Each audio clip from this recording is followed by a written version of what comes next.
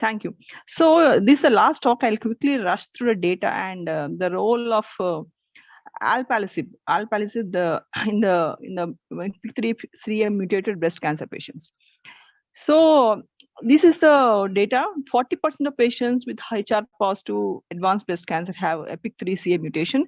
But Madam has previously said that we have Indian data where 28% of our patients have shown mutation of PIK3CA.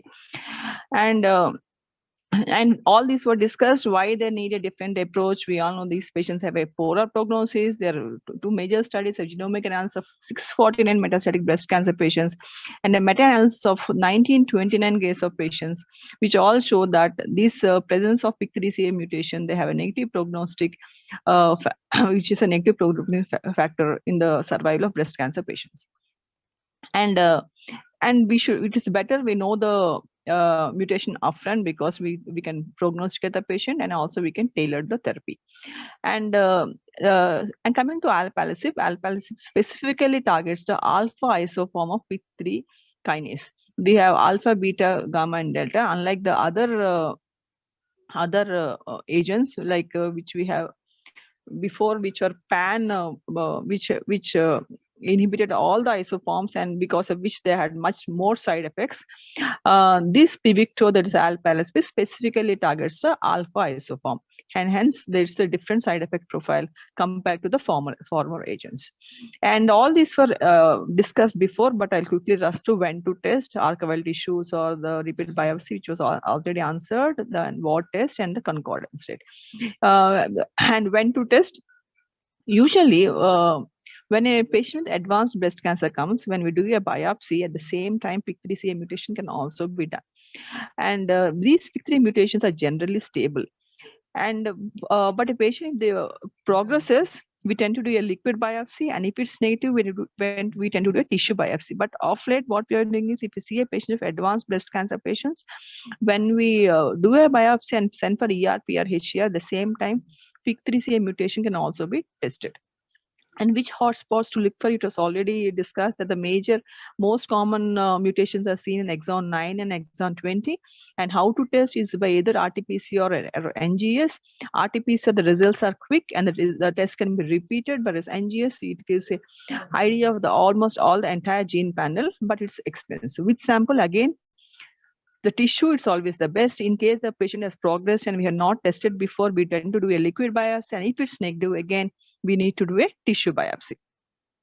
And now the Pluvicto, that is alpelisib, is a critical component in the treatment plan of advanced breast cancer patients. And even NCCN guidelines, so this shows that alpelisib plus fulvestrant therapy is the preferred option in those patients who harbor a PIK3CA mutation. And this is the SOLAR trial. The SOLAR is the first phase 1 trial which led to the approval specifically for advanced breast cancer patients with PIK3CA mutation. This included patients with the postmenopausal women and also men who are hormone receptor positive, HER2 negative advanced breast cancer, and also those patients who had regressed or progression during or after an AI therapy. These patients are randomized to Pluvicto 300 mg daily versus placebo. The primary endpoint is progression-free survival.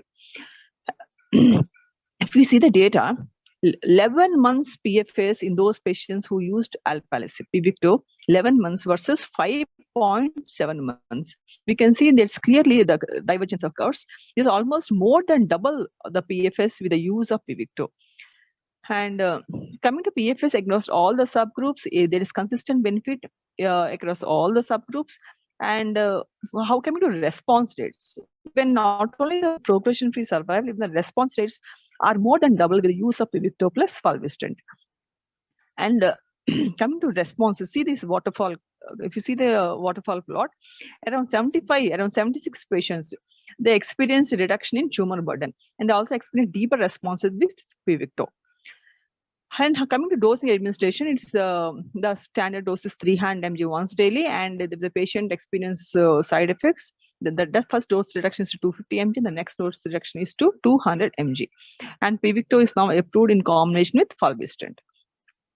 And coming to adverse effects, the main adverse effects are the hyperglycemia, rash, and also diarrhea. This hyperglycemia is seen around 37% of the patients, rash around 19.7%, diarrhea is around 6.7, around 7%. So the most important complications are mainly hyperglycemia and rash. Diarrhea also in 7%, but not so, which is manageable.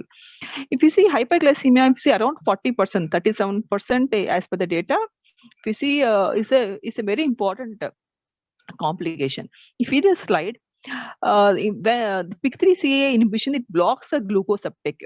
Hence, because of the because of the blockage of PIK3 kinase, there is a blockage of glucose uptake, and hence patients have hyperglycemia.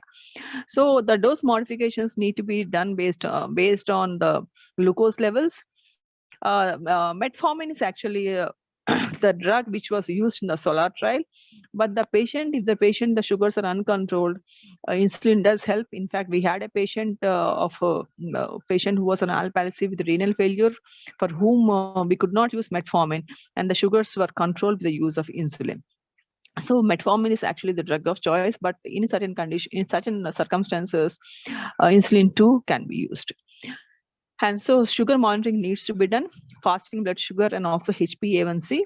Initially, we need to monitor more aggressively, and once the patient tolerates and if there is no episode of hyperglycemia, the frequency can be lessened. Again, coming to the management of rash, when we use a prophylactic antihistamines and moisturizers, the incidence of rash is much lesser. Even if in the trial, if you see those who use prophylactic treatment prior to the onset of rash, 73% did not experience any rash. But if they're not receiving treatment, only 36% they were spared, so rest all had rash. So it is very important you use prophylactic antihistamines and also moisturizers prior to onset of rash. This can reduce the onset of rash and patients will feel more. What are the quality of life? And there was the alpelisib assessed quality of life impact on EORTC, and if you see the brief pain inventory scales, and if you see they maintained the quality of life and function status were maintained on alpelisib treatment. There is no difference in the overall adjusted mean changes from the baseline in the functioning scores. And even after time, if you see the time to the treatment discontinuation analysis, they also showed that it's no demonstrated difference between the two treatment arms over 28 months, whether they used alpelisib or the placebo. Even the physical and emotional functional assessment, they all favored alpelisib. It also showed a positive impact on the symptom management. So summarizing, PIK3CA mutations are present in 40%, 28% in Indian setting, and they indicate a poorer prognosis. So now we have alpelisib, which specifically targets PIK3CA mutations. There is nearly doubling of median PFS in patients with PIK3CA mutation with the use of alpelisib, more than double the response rates. And safety-wise, patients, they are well tolerated. PIK3CA mutation, there is no difference in the functional outcome with the use of alpelisib. I thank the organizers for giving this opportunity. Thank you all. Thank you, ma'am. That was, as usual, a crisp and cogent talk on alpelisib.